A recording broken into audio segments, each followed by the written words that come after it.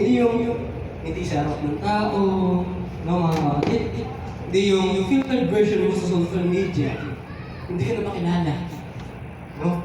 I-picture ka, kapal ng filter. Hindi, sino yan? Hindi na ako yan, ha? No? Parang disguise. Kasi yung sagot na, okay lang. Okay ka lang? No? Parang disguise yung sagot na yan. No? Ang sagot, yung tunay na ikaw kapag ikaw ay mag-isa. No? Lumalabas yung tunay na ikaw kapag mag-isa ka lang. So maraming kabataan ngayon na laging nakangiti. Nasanay ang mga kabataan ngayon na hindi nagsasabi sa magulang ng problema. Hindi kinakausap ang magulang kung meron bang something na nangyayari sa kanya. No, kadalasan sa mga kabataan ngayon na mas piniling kimkimin yung kanilang dinadala. No? Kasi nahihiya sila. Nahihiya sila magsabi sa kanilang magulang. No, mga kapatid. So, by the way, ang title ng ating topic ngayon, mga kapatid, ay interesting. No? Ang title ng ating topic ay brokenness means completeness. Brokenness means completeness. Parang, nag-process ba sa utak? Nag-process ba sa utak yung topic, yung title ng topic? Brokenness means, ibig sabihin, completeness. Paano nangyari yun? Basag ka, complete ka. So parang hirap i-process sa utak, no? Mga kapatid, parang hirap i-process sa utak natin ang brokenness means completeness. Ano nangyari yun? Parang balik ng ara. Parang hindi yata lugmag dun sa unang salita. Pero ngayon, mga kapatid, maraming kabataan ngayon, ito yung tinatawag nila ng mga Gen Z at Millennials na relapse time. Relapse time. So, nakangiti sila sa umaga, pero sa gabi, nakaano yung unan. Yung unan. Mga kapatid, nakipit sila sa unan, umiiyak. No? Minsan, testing nyo, lalo yung ate ko, meron akong ate, alam niyo naman yun. Nung siya ay na-broken, yung ate ko, napahiga ako sa tabi niya, then napunta ko, biglang may bugsak na. Kasi sabi ko, umiiyak na siya. Tingin ko sa ate ko, nangyari sa'yo, hindi ko umiiyak. Tapos yun na, nagwala-wala na siya. Niwalayin siya ng boyfriend niya. Tapos nagbalikan din sila, di ba? Anong tawag niya? Balikan na ito kay. So ngayon, no? Maraming kabataan na kahit aktibo sa simbahan, hindi nawawala ang problema. Nasa simbahan, active sila pero wasak sila sa loob. Inside ay broken sila, no? Hindi lang sa ating mga kabataan, even sa ating mga younger youth, no? Na mga mami at daddy natin, no? Sila ay broken. Nakakaroon din sila ng brokenness. Minsan nagkakaroon ng argument between mother and daughter kasi hindi maunawaan ang nararamdaman ng isa't isa. Why? Kasi wala nang fellowship sa Lord ng bahay. Wala nang nagaganap na usap sa Lord ng bahay.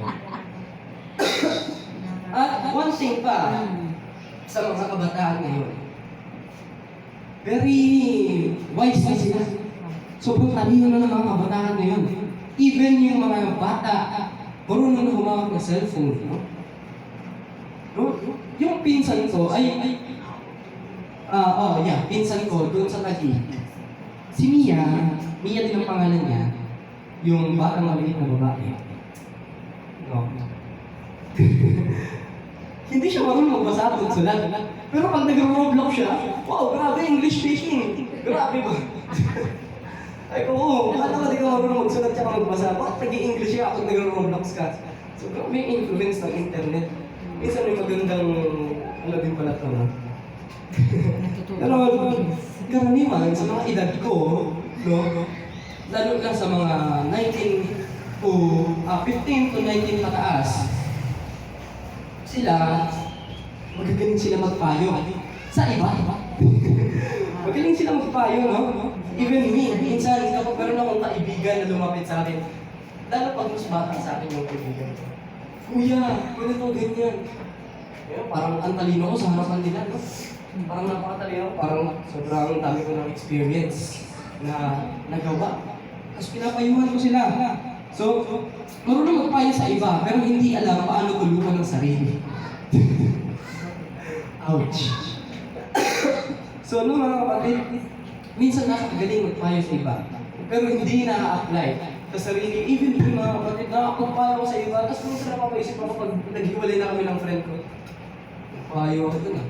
Gagawa ko ngayon. Na-apply ko ba sa sarili ko yun? So, minsan no, tahimik mong tinatanong ang Diyos, Lord, bakit parang ano? Bakit parang lahat ng iba buo? Bakit ang iba parang buo at walang basag ganun? Bakit parang ako lang yun? Broken. No? Mga kapatid. Pero pakinggan mo ito na mabuti. Lalo sa inyo. Sa atin. No? Pakinggan nyo na mabuti. Hindi aksidente ang pagkabasag nyo. This is God's plan. Pero hindi ibig sabihin na binigay ng Diyos yung salos na yun sa'yo. Ha? Hindi ibig sabihin na yung Diyos yung may pakana ng pagka-broken mo. Why? Bakit? Because it's our own choice, no? Kailangan na maging broken. Tanungin mo yung mga born Adventists. Even them, kahit sila, naranasan nila maging broken, mahiwalay sa Panginoon. Partida, born Adventist sila. No? May kilala ako, hindi na lang ako mag-drop name, na born Adventist siya. Pero siya ay na-addict saan? Pornography. Na-addict siya sa porn. Na-addict siya kakanood ng porn. And he did masturbation, no? Mga kapatid. Ay, bawal yun. Ginawa niya ang he did masturbation. Sabi niya sa Bible, pag ganun daw, maligo. Alam niya, Marami siya maghanggang. ito mga kapatid alam niya na mali yun. Ba't ginawa niya pa rin? No? Pero ngayon, isa na siyang missionary. No? Born Adventist yun. Born Adventist siya. Pero nakahiwalay siya sa Panginoon. No? Nangyayari talaga yan. Ito kayo magkaka. Kasi we are not perfect. We're just human. No, mga kapatid? We are living in a human flesh. Hindi aksidente ang pagkabasa ng isang tao. Hindi ka nagkamali ng landas. Pinoproseso ka ng Diyos. No? Minsan choice natin yung pagkakamali na yun na dahilan ng pagka-broken. Napakahirap mong pinatawad kapag gagawa mo pa lang ng kasalanan. Hindi tayo pwede And that hawakan ay gawain ni Satan. kasi pag marami tayo, Did you know mga kapatid, regla. Satan ay meron pang probation Tulad ng bago pa mamatay si Jesus Christ. 3 taon bago magkaroon. Meron pa siyang probation na magbago. Pero mas pinili niya na mag-rebel. No? Mas pinili niya na mag-rebellion. And even those angels na kasama niya, ay mas pinili nila na mag-rebellion sa Panginoon. Pero Natapos ang kanilang probation. ang ano yun, Natapos, ang nagsara ang pintuan ng awa kina Satanas nung namatay si Jesu Cristo sa cross. Doon natapos yun. So, imagine, napakahabang panahon. Pero, wala eh. Mas pinili nila na magkasala.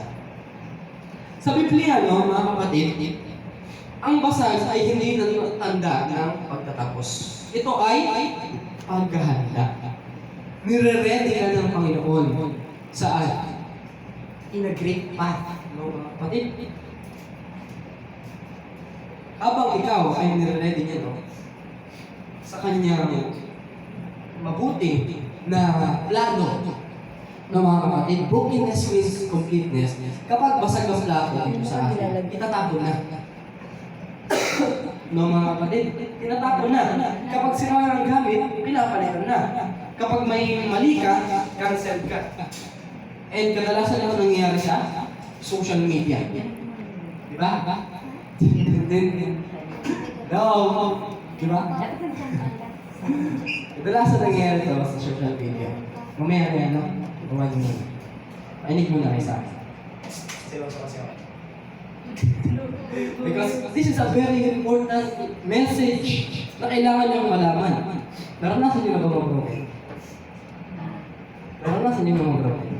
Tanong lang. Yes. Anong pakiramdam ng mag-broken? Sakit. Masakit. No? In what way kayo na-broken? No. In what way kayo na-broken? Minsan sa love life, minsan family problem, Yan ang ayokong topic. grades, minsan financial Sapul na sapul mo, hindi pwedeng Pero ako ay kadalasan Tumagilid, tagtago, mali. Pero tandaan mo, na kapag basag ka, aayusin ka. At kapag mahina ka, palalakasin ka. At kapag ikaw ay sumuko, no? Ano mangyayari pag sumuko ka? Talo ka. Anong kasunod pag sumuko ka? Talo ka. Sisimulan niya. Sisimulan niya na. Hindi ka matatalo kapag sumuko ka. Sisimulan niya ang ano? Paano ang proseso. Paano hindi ka matatalo pag sumuko ka? Paano kung ang tao... Hindi ka talo. Why? Example, teka lang ha, bago ako salita ng ano. Siyempre sumuko yung tao. Kunwari sumuko siya, nagpakamatay siya, ibig sabihin nun, wala na. O, paano pa siya babaguhin kung sumuko na siya? Magkaiba kasi yung sumuko sa ano, sa salitang huminto lang siya or ano. Kasi ang sumuko, wala na. Parang dead end na yun eh. Ito ang pwede ka. Ito yun. Kapag sumuko ka, Isinuko. Dapat pa yung ano word na. Isinuko na. Isinuko kasi yun. But my point, ang aking point ay, kapag sumuko ka, pag simulan niya na kumatok, papakamatay ka ba? Depende. Hindi kaya totoo. Kasi dumating ako sa point na yan. Actually, yung Holy Spirit, no? Sabagay, meron mga tao na nire-reject ang calling ng Holy Spirit. Oo. But your desire ay nakadepende sa'yo. No, Kasi mga choice kapatid? yan eh. It's your choice. But kapag sinimulan ng Panginoon na kumatok sa atin, and tayo ay nag-answer, no? Mamaya. Sabi dito sa 2 Corinthians 12 verse 9, kung kayo po ay may mga Bible sa inyong... Oo. Kayo ay may mga Bible sa inyong tabi ng mga kapatid. Buksan po ninyo sa 2 Corinthians or ikalawang Corinthians 12 verse 9. 12 verse 9. Correct. Okay po, pakibasa po. 2 Corinthians 2 Corinthians 12 verse 9. Chapter 12 verse 9.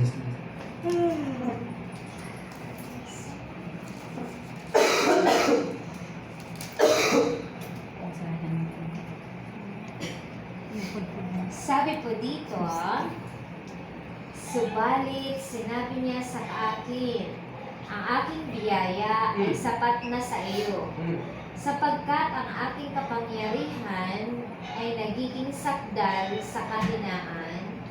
Ako'y lalong magmamalaki na may galak sa aking kahinaan upang ang kapangyarihan ni Kristo ay manatili sa akin. Amen. No, mga kapatid? Yan, yan, boy. Sabi dyan, ang kahinaan mo ang magiging daanan ng kapangyarihan ng Diyos. No? Ayan ang magiging daanan ng kapangyarihan ng Diyos. Sa mga kabataan ngayon, no? Mas malalim ang pressure. No? At tanawin ko kayo, pressure is real. No, mga kapatid? Totoo ba? Pressure is real. Totoo. Because even me ay naranasan ko ma-pressure. No?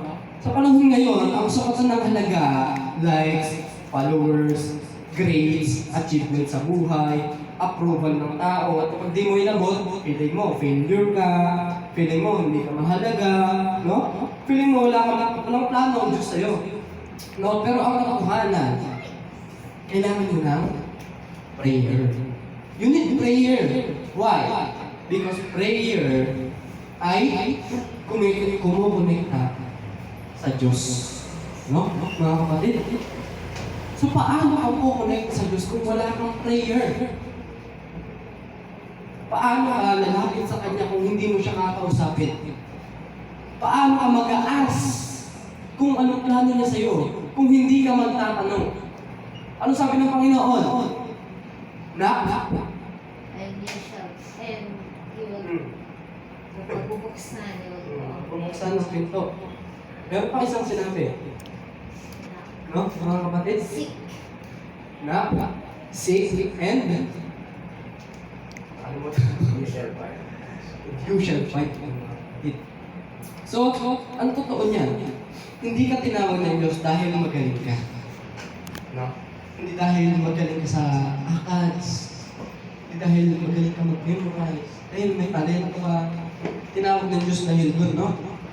Hindi siya interesado sa nakaraan mo.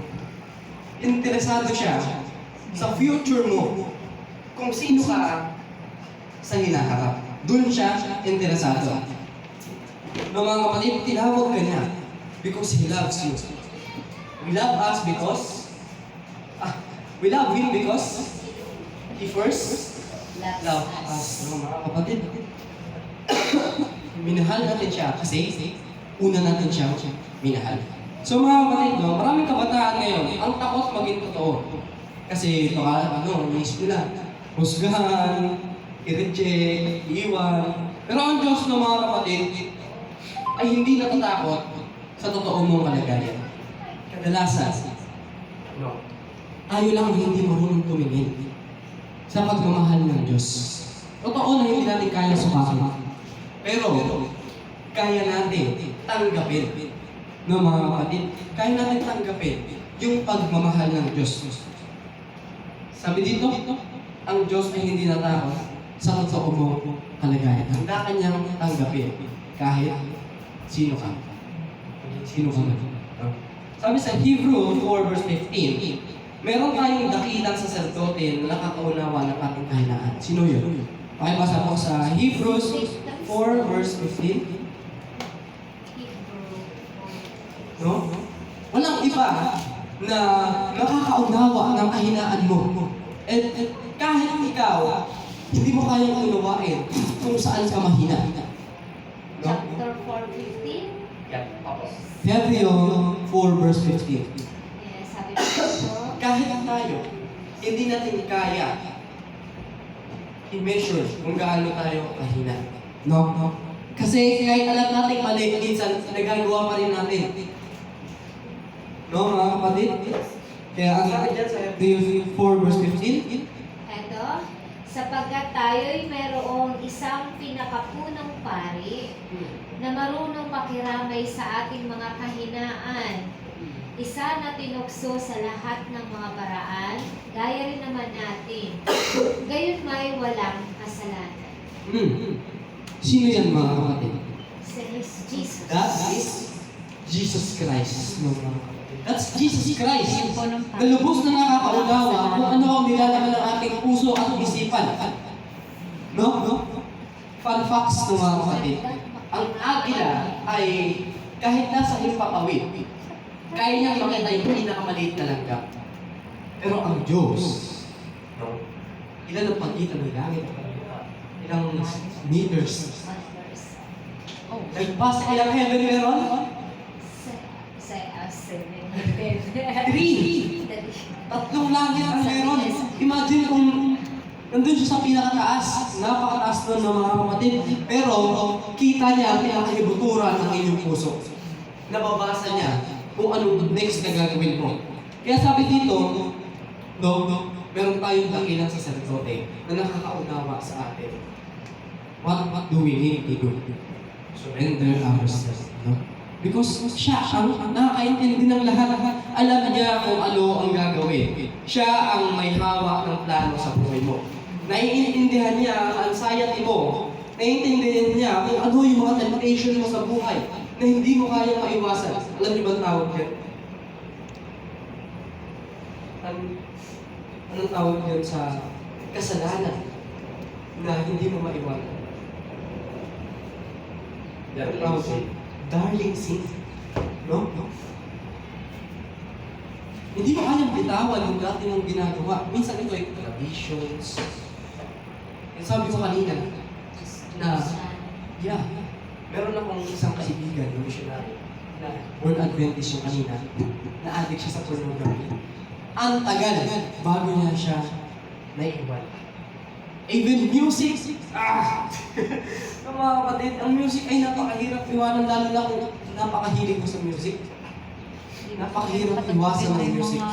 Alam niyo, pag dumadaan ako dyan sa kalye, tapos kahit sa TikTok, even sa TikTok mga kapatid, kapag ako ay nanonood ng mga videos, kapag nakarinig ako ng kabisado ko na kanta, paikot-ikot na siya sa utak ko. No? Kung sana siyang naglulubog sa utak ko, parang may memory card na nakasalpak sa akin. Kasi, yan yung tinatawag na darling sins. And you know mga kapatid ko, even in the last days, Satan will use music para mandaya ng ibang tao. No mga kapatid? Kaya, doon sa kasalanan na yun, tutulungan tayo ng Panginoon, ng ating Diyos, na iwanan at kamuhian ng kasalanan na dati nating ginagawa. Tutulungan tayo na baguhin yung ating sarili. Hindi natin kaya yun sa atin. Kaya kailangan natin ng kanyang tulong. Kaya sabi dito mga kapatid, no? Ang buo ay umaasa sa sarili. Kaya kailangan maging broken para hindi ka umasa sa sarili mo. Kasi kapag buo ka, confident ka, self-reliant ka, no? Hindi mo ramdam ang pangangailangan ng Diyos kapag ikaw ay buo. Pag ikaw ay complete, siyempre complete ka na eh. Ano pang hihingin mo? No, mga kapatid? Kaya, ganun. You need to be broken first bago ka maging buo. Kaya, brokenness means completeness, no? Nag-process na ba sa inyong brain? No? Kapag nabasag ka, napapadasal ka. Kapag nabasag ka, no? Minsan sumusuko. Pero you need to pray, no? At kadalasan, kapag, ito madalas to, kapag tayo ay nababroken, talagang nagpipray, no? Talagang lumuluhod. Kapag lalo na pag nasa pinaka-deep, darkest version ka ng yung buhay, mapalapit ka talaga sa Kanya. At yung sinasabi kanina ng ating ulit, na mga nagpapakamatay, I believe na bago nila gawin yun, Nagdadasal muna. I believe na nag-pray sila, no mga kapatid. But they choose to do that. No? They choose to do that thing. Si Judas. Oo, nagpakamatay muna yan. Nagsisi bago. Nagsisi siya. Napinagkanulo niya si Jesus. You think napatawad siya, no? Yes. Yes, napatawad siya kasi siya ay nagsisi. Pero, hindi siya napatawad ng kanyang sarili.